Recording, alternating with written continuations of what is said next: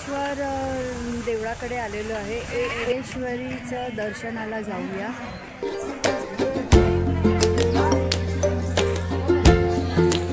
हा असा रस्ता आहे आणि शिडे आहेत।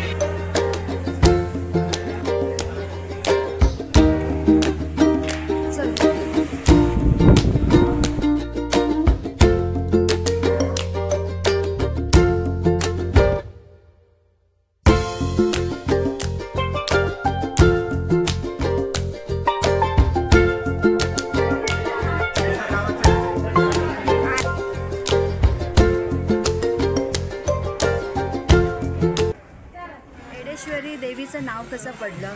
श्रीराम 14 वर्षाच्या वनवासामध्ये होते, तेव्हा रावणाने सीतेचे हरण केलेले। त्यानंतर श्रीराम सीतेच्या शोधामध्ये होते आणि शंकराने पार्वतीने श्रीरामाची परीक्षा घ्यायला ठरवले। तेव्हा श्रीराम बाळघाटामध्ये सीतेला शोधता आले। तेव्हा पार्वतीने काय केलं, सीते मातेचं रूप घेतलं आणि श्रीराम जेव्हा आले ना, तेव्हा श्रीरामाच्या समोर उभी राहिली सीतेचं रूप घेऊन। तेव्हा श्रीरामाने ओळखलं बरोबर की ही सीता नाही आहे म्हणून, तर पार्वती आई आहे। मग श्रीराम म्हणाले की आई तू वेडी आहे की ही सीता नाही, तू पार्वती आहे। त्यामुळे ते नाव एडेश्वरी असे पडलं आणि पार्वती रूपामध्ये ही स्थायिक झाली।